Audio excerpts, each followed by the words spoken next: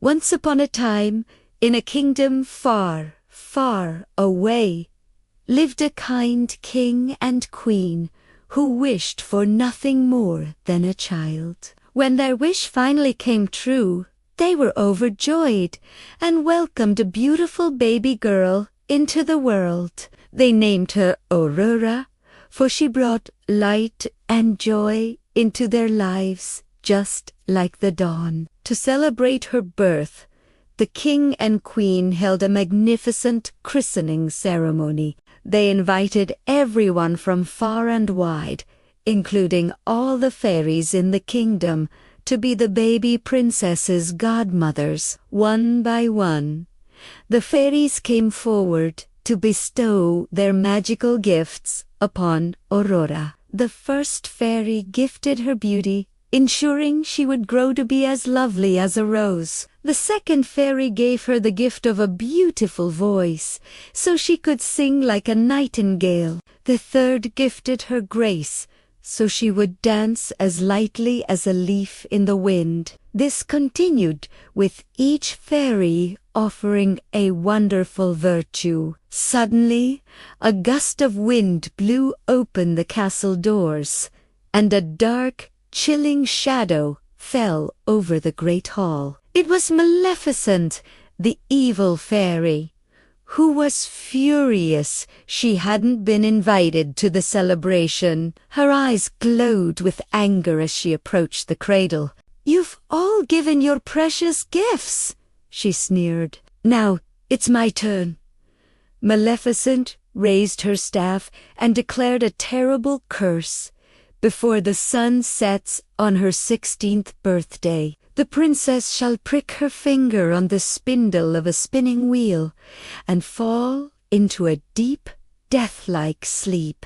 With a wicked laugh, she vanished in a puff of green smoke, leaving everyone in shock and sorrow. The king and queen were heartbroken, but there was one good fairy left who had not yet given her gift. While she couldn't undo Maleficent's powerful curse, she could soften it. She stepped forward and said gently, "The princess will not perish. Instead of a death-like sleep, she will fall into a deep slumber, only to be awakened by true love's first kiss." To protect his daughter, the king immediately ordered every spinning wheel in the entire kingdom to be gathered and burned. He hoped that by removing every spindle, he could save Aurora from the dreadful curse. To further ensure her safety, the three good fairies, Flora, Fauna, and Merryweather, decided to raise the princess in secret.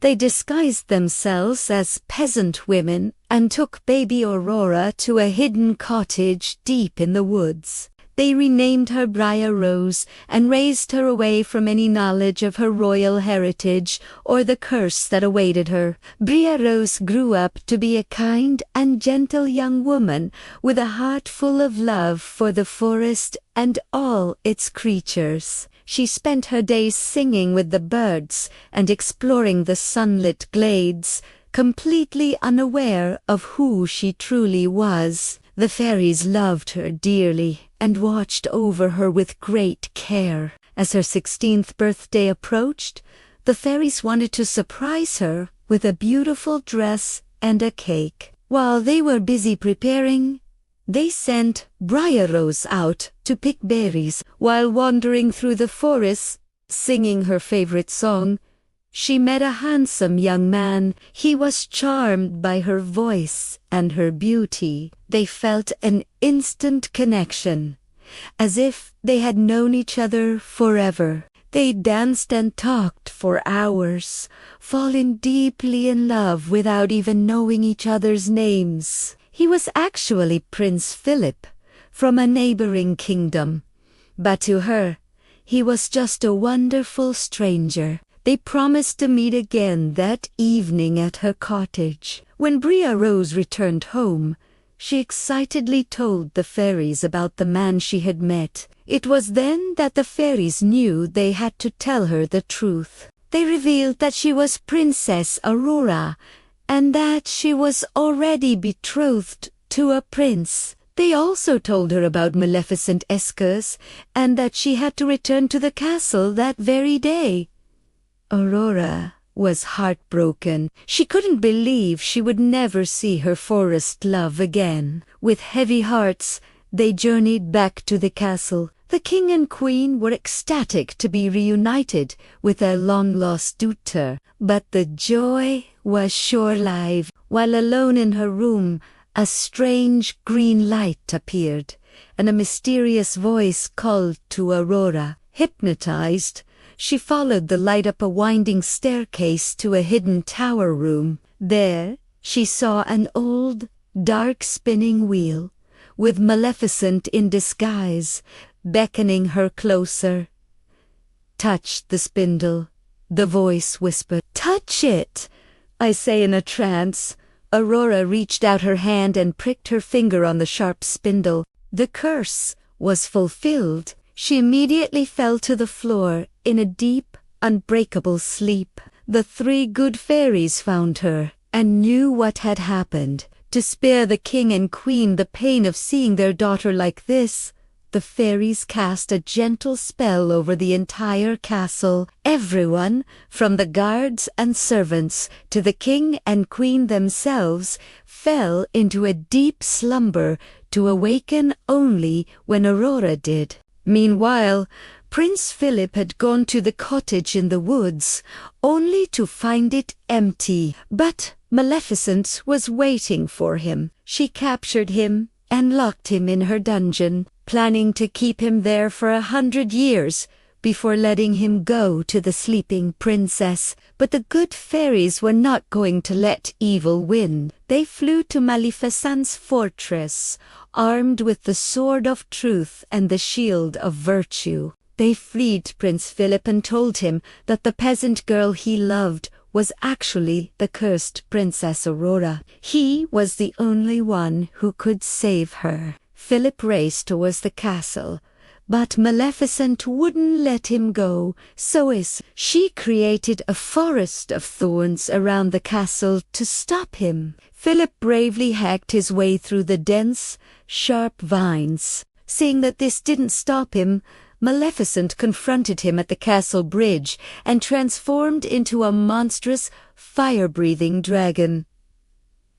A tremendous battle began. Philip fought with all his might, dodging the dragon's fiery breath and sharp claws. With a final surge of courage and the help of the fairies' magic, he threw the enchanted sword of truth.